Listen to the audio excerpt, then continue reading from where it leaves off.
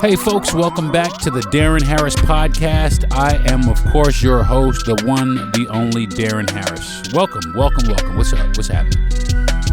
Man,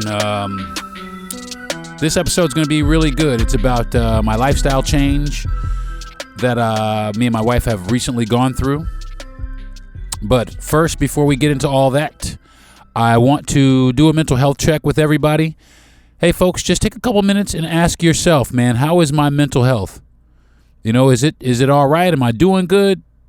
You know, I think mental health should be something that we check on just as regularly as we go to, you know, regular doctor's appointments or dentist appointments or, you know, the eye doctor or whatever it is, any kind of checkup. A mental health checkup should definitely be in the regiment for everyone these days, especially with the way that things are going. You know, with the economy, you know, politics, everything. The world is on some crazy shit right now. So, you know, more than ever, everybody needs to stand up for their mental health because, man, we're losing good soldiers to you know, mental health conditions. You know, and rightfully so with everything that's going on, man. It's people can only take so much before they start breaking. So, ask yourself, you know, how am I mentally? How is my mental health? Ask yourself a few other questions. Does my job feed into my mental health?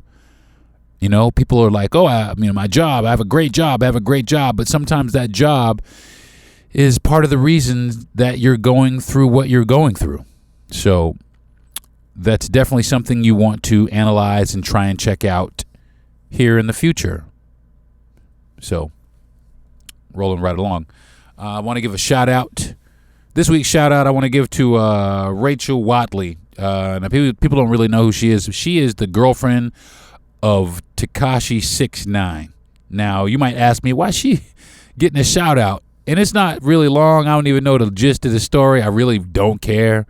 But they was out eating at a restaurant somewhere and she punched the shit out of him in the face.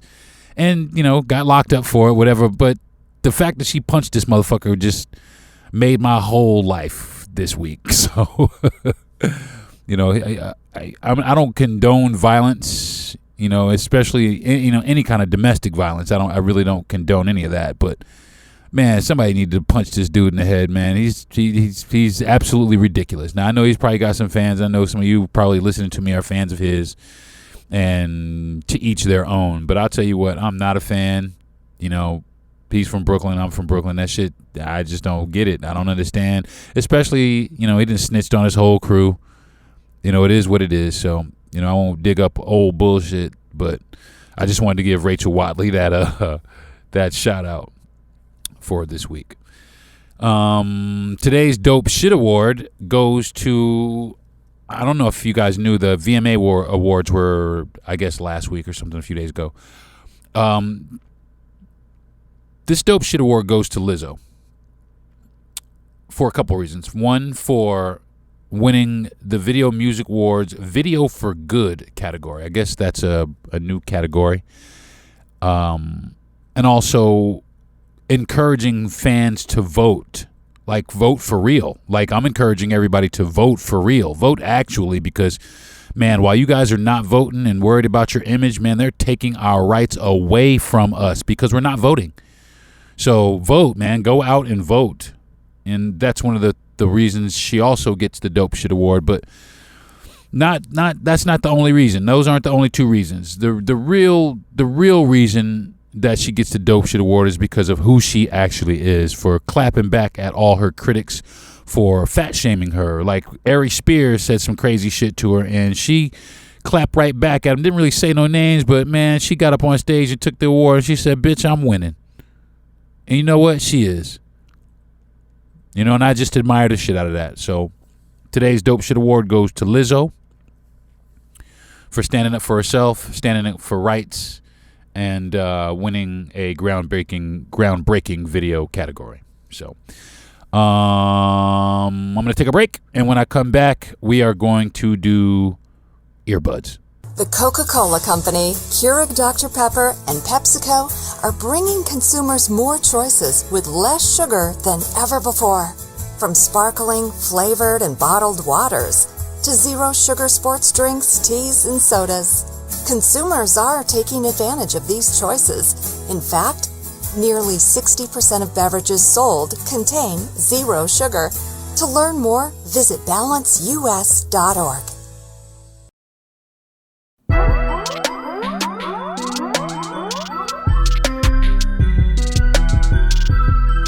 Hey folks, what's up? What's happening? What's going down? Welcome back to the podcast. Okay, what am I listening to? I don't know. I haven't listened to a lot of Lizzo, so I decided I was going to listen to a little bit of Lizzo. And Chick is banging, man. Chick. I mean, she is confident. I like her confidence. I really do. I like how she don't give a damn. She don't care what you think about her. And that's really cool because that's enabled her to go and be who she is. You know, she's got great music. I don't really know any of the albums or any of the song names, you know, and I'm sure Lizzo fans do. And if you're not a Lizzo fan, you've never heard any Lizzo's music, jump on YouTube. That's what I did. I just jumped on YouTube and just listened to a couple of the tracks that I liked. You know, I didn't even, check to see which albums they were on or anything like that. I just wanted to listen to some of the music because, we've heard, some of the more popular stuff on the radio, but I wanted to get into more stuff that we didn't hear on the radio. And yeah, man, she got some throwdown, man, for real. I really am. I wouldn't say I'm like a super fan, but I could see myself listening to more Lizzo music. Listening to her tracks. She's funny, man. She got a good outlook on life. So, today's Earbudz is Lizzo. If you haven't listened, go Lizzo. Go listen. So, if you haven't listened, go Lizzo. Go listen. So, yeah. We are going to move right along. I don't know what that was. I kind of had a momentary brain fart. But we are going to move right along with this week's strain of the week. And the name is kind of weird to me, but I guess a lot of the names are weird to me. They just come up out of nowhere. The strain of the week is Mind, that is M-I-N-D, Mind Yellow Brick Road. That's it. Mind Yellow Brick Road. That's the strain of the week. And it is a straight up sativa. And the lineage is Ghost Train Haze and OG Kush BX1. Those are the two things that make it up. It is a milder, but it's only 18%, but it is very full flavored. I definitely enjoyed the flavor of it. It was very citrusy. It was good for pain, definitely good for my depression. It restored my appetite. I haven't been eating a lot lately, and I'm actually having some food. Now, I told you guys what's happening with me. And this strain definitely, helps out. It helps with concentration. And that's one thing I've been having an issue with is concentrating and being able to finish projects and things of that nature. So it has actually helped me, focus on that in conjunction with the medication that I'm taking. And also it helps out because, it kind of takes the edge off of a lot of things. I'm really reluctant about taking medicine anyway. But I've been taking this medication, Bupropion XL, 300 milligrams of it, and to help me, I guess get my chemical imbalance up in my brain right. So, but this definitely helps. So today's strain of the week is Mind Yellow Brick Road. I'm going to take one more break, and when I come back, we're going to get into what's popping this week. This is the Darren Harris Podcast. This Pride Month, let your true colors shine in the metaverse. Jump into MasterCard's Pride Plaza in Decentraland and join in on the fun no matter where you are in the world. Celebrate who you are by taking a ride on our virtual Pride Parade float. Attend exclusive talks, unlock NFT wearables, and more. Designed by and for the LGBTQIA+ community. Visit priceless.com/pride and be you. Be proud. Because being your true self is priceless. Hey folks, welcome back to the podcast. Welcome back. Ooh, a little bit of orange I was eating. If you listened last week, you heard, the major shit that happened. But my wife and I have moved into a Class A RV full time, and we have done a podcast on it also, and the podcast will be episode 1 of the Everywhere with Yvonne and Deron podcast. And I'm busy right now trying to get that up someplace so that you can hear my wife and I kind of, cover the things that we go through. But we decided to live in an RV full time. So this is the first month. And this is basically the 1 month checkup of full-time RV living. Now, if you didn't notice, or if you didn't hear that, we moved from our loft in St. Petersburg to North Florida. We live about like less than a mile from my mother's house, but we moved to North Florida, out in rural North Florida, in a little old town called Lake City, Florida. And I've got some friends here. I graduated high school here, actually, so I am kind of comfortable here, but I'm not originally from here, and it is very, what's the word I'm looking for? Kind of rebel flaggish, for lack of a better phrase. But it still is very much, a quaint town, and it's not all like that. And a lot of people are starting to move past that here in the town, I'm noticing. So the RV park that we are at, first I had some reluctancies to it just because of those issues, but we haven't had any of those issues so far. Everybody's been very receptive to us. They've shown us a lot of hospitality. They've offered to help us. They've told us places to go eat, and different attractions in the area, which I kind of knew myself, but they're giving me a refresher course on this area as I have not lived here in quite some time. But we haven't experienced any of that, and that might be what you're hearing in the background. I guess they're outside mowing the field here at the campground. It is called Casey Jones Campground. It's on I-75 and Highway 47. If anybody is, nearby and wanting to know about a campground close by, I don't know why you want to do that, but but there it is anyway. It's actually very cool. There is no pool here, though, and it's hot as hell out here. It rains every day, though, but it's hot as hell every day. But it rains every day. But it's hot as hell every day. But it rains every day. But it's hot as hell every day. And sometimes, you just sit in, thank goodness for some air conditioning. We are, like I said, we are living here with our 3 dogs. And air conditioning is very important to us, although my mother's house is right down the street, and we could go down there if it got completely uncomfortable. But it's been very comfortable. The RV has been in great working condition thus far. After we got our checkup, my mother got it checked up for us because we weren't able to be there because we were moving our apartment. So my mother, took the liberty of getting some people to come out here and give the RV the straight up once over, which, was very helpful. They turned the pilot light on so we could take a hot ass shower in here. They let us know where the breakers and things were. So just in case we tripped a breaker, because I didn't know. And when we got the RV first, that's exactly what happened. We actually tripped the breaker and didn't realize or know where the breaker was. So we couldn't turn it back on. So it got hot in here. So we had to go to my mother's house. Yeah.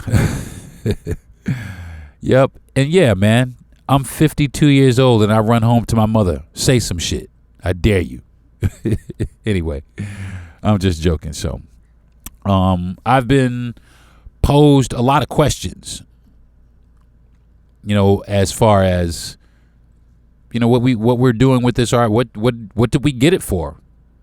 What are the things that are going on? Why did we get it? What since then, or has there anything that has changed in the way that you feel about it?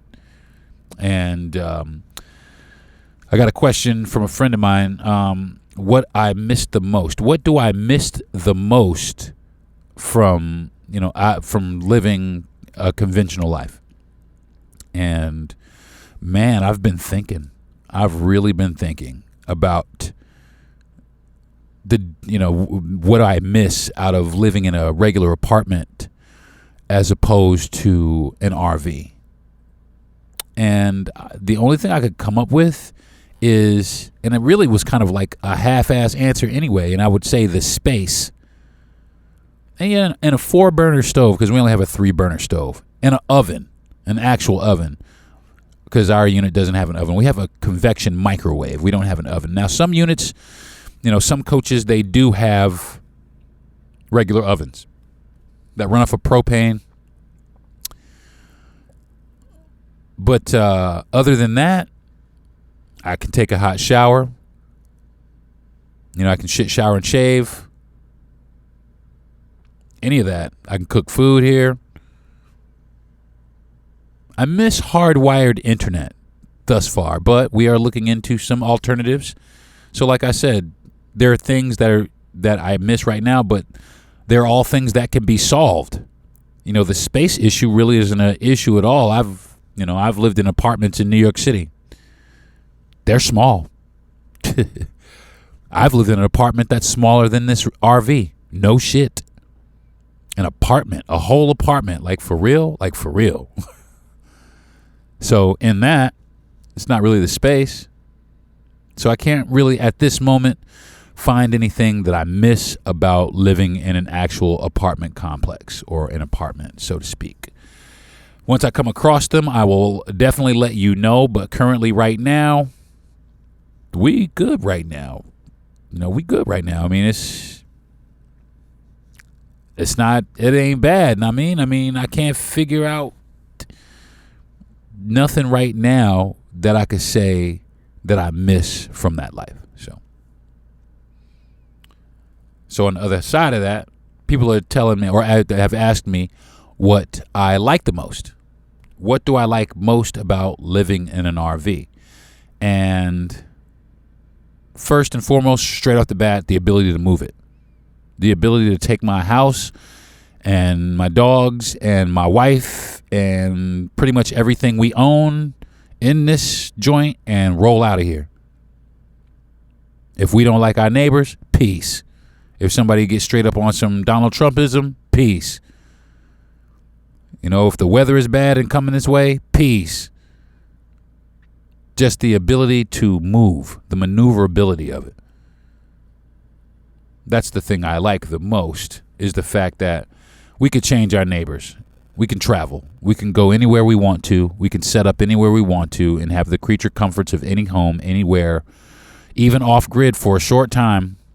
We can be completely detached from any water grid or electrical grid. We can be completely detached from that. So that's what I like the most about it. Now, people have also asked me, and my wife also, they ask us all the time, what are our plans? What are our plans with this art? What do we plan to do? We plan to travel. We plan to travel around and learn as much as we can about the continent that we live on. I'm looking forward to, putting those little state stickers on the side of my RV that you see. I want to put everyone. I want to make it to every single state. I really do. I want to go to every single state. I want to try to get there in the next year. My son lives out in California right now. I definitely want to make it out there to see him. And I got some friends out there that I used to hang out with that I haven't seen in quite some time, and I would like to visit with them also. So that's our plans. Be close to family, travel, learn, and also eventually maybe find a place that we really, really like enough to settle down and maybe buy a home or something like that. But if not, we're kind of like currently right now in this first month, how we're talking this first month, we are A-OK. And like I said last time, we should have done this sooner. Damn right. Should have done this a lot sooner. So people also ask us, why did we choose this lifestyle? Now, there was a couple of things we thought about doing. We thought about a boat for a while, but my wife can't swim. But we thought about a boat for a little while, and the same reason is the ability to move our entire home and everything we love away from here. And a boat was really appealing to me because, man, I don't have a lot of faith in what's going on in the world right now. So I want to be able to get off this rock as quickly as I can. You know, the RV is the next best thing to that. So if I could get myself a boat that I could put my RV on, now you're talking. But until then, our RV is going to do it for us. And the reason we chose this lifestyle is because look at the world, man. Look at what's going on in the world. It started with COVID. I mean, we had been thinking about it before, but we weren't really thinking about it seriously. But then COVID happened, and everybody got sidelined and, you know, put off to the side. And it was pretty serious. You know, it was pretty serious. Everybody got furloughed. I got furloughed off my job, and man, we suffered. And people, you know, the guy with the mower is definitely getting closer, but we suffered, you know, and people at that moment all over the country, and they act like it was so long ago, people realized that the most important thing to them was family and wanting to be close around their people. You know what I'm saying? I know it was for me, at least. And that's the reason that we did it. That was the main reason that we did it, was to be close to people. But then there's other reasons.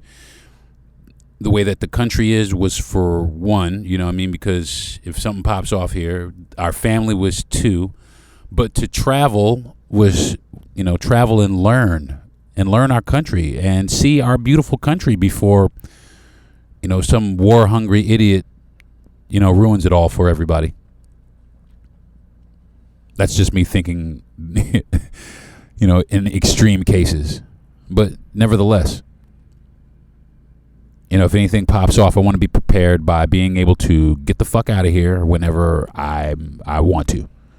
And be able to take me, my wife, my couple of dogs, and a few family members if I'm able to. You know, and hit the road for a little bit until things settle down.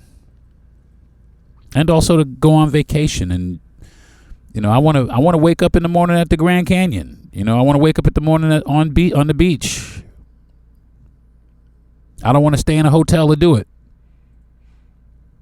So now it's no more hotels. That's another good, you know, perk of this whole lifestyle is no more hotels. All we got to do is find a campground. And campgrounds are relatively inexpensive, you know, if you're staying a night or two.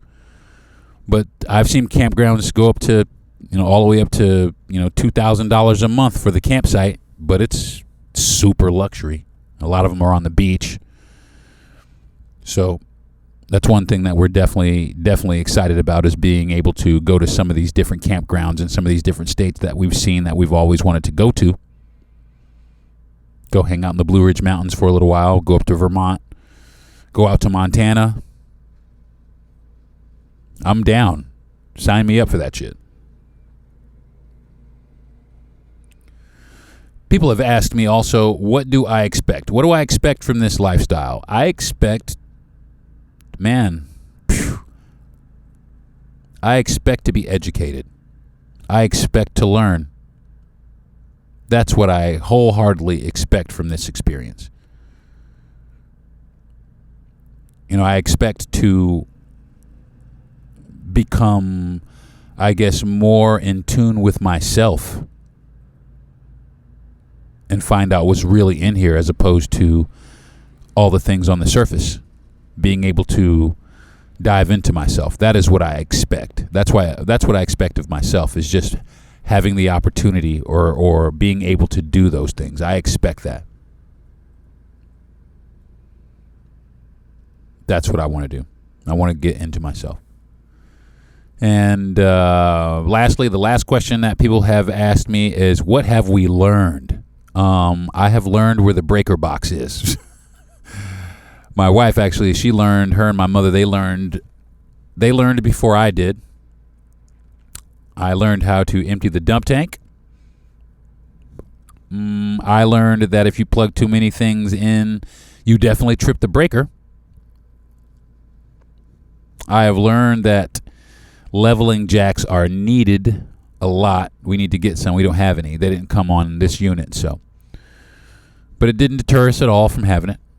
And you can get aftermarket leveling jacks, and some of them are relatively inexpensive, and they go all the way up to like $5,000 for the automatic ones. But leveling jacks are needed. We have learned how to scale down. We've learned to do without things that are not necessary. We have learned not to buy, that little bit of extra stuff just because we can or because we want to. We have learned to be more cautious about the things that we do purchase to bring in here. We are, especially in the realm of food even. We are very, very cautious. We don't want any extra bullshit, things that don't serve a purpose or are not functional with our new lifestyle. We don't want a coffee table. Simple as that. We don't need a giant canopy bed. We don't need it. So that is some of the things that we've learned. But I do think that more learning experiences are on the way. Trust me, it's a car at the end of the day. It's a vehicle. So, I'm waiting for the day. Well, I'm not waiting. I hope it never comes before we upgrade. But, I'm sure we're going to be running into some issues where the air conditioner breaks or, I have some engine problems or la, la, la, la, la. So I will be learning how to deal with all that stuff. And that's what I'm doing now anyway, is I look through a lot of, information on this particular unit or just some RV resources or some forums to see how people get by and how they overcome some of their adversities on the road or at campgrounds or anything that involves this particular lifestyle. So there are some resources available that you can use. Like, I'm not that this is the same thing, but I fixed my car. I fixed my Toyota. I did like 5 or 6, 7 things to my Toyota, and I didn't spend hardly any money because I did it all off of YouTube. So I'm sure there's some things that we're going to screw up, and I'm sure that some things we're going to knock out of the park. We have been doing a lot of research because, like I said, we have an 18-year-old coach, and believe you me, it looks 18 years old. So we want to try to modernize it a little bit because it damn sure looks like grandma's house in here. So we want to try to, paint, but there's a lot of preparation and work before you do anything in an RV. You definitely have to make sure that all your things are, you have a place to go while you do these renovations, especially if, like us, we have a Great Dane and the dog weighs just as much. So it's like having a third person. The dog weighs exactly what I weigh. So it's like having a third person. So we have to take into consideration when we do any type of renovation, where we're going to put our animals and how long are they going to be there for? What's the timeline on the project that we're going to start? There's a lot of stuff we want to do to it. So we're probably going to have to break it down into different sections, do the bathroom, do the bedroom, the floors, et cetera, et cetera.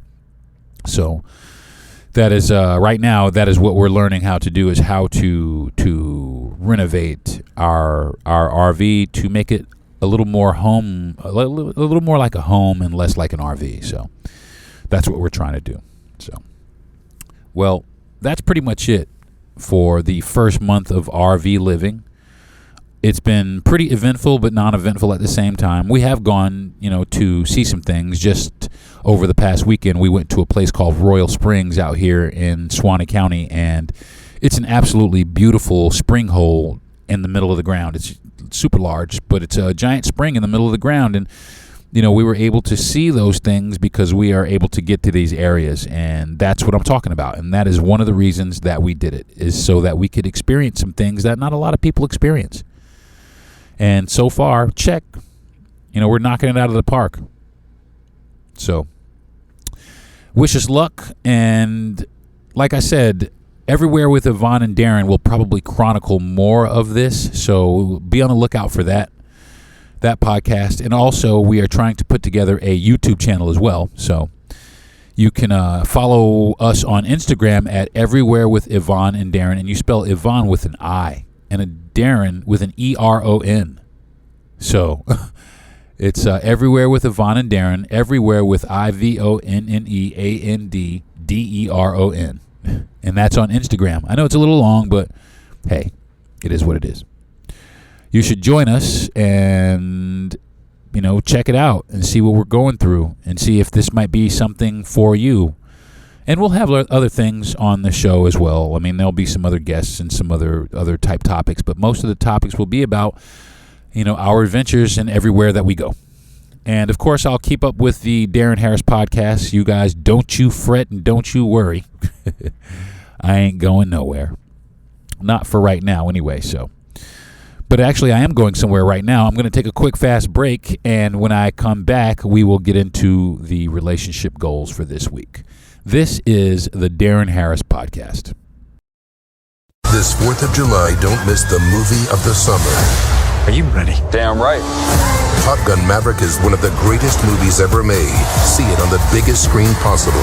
You got yourself a deal. Tom Cruise, Top Gun Maverick, rated PG-13.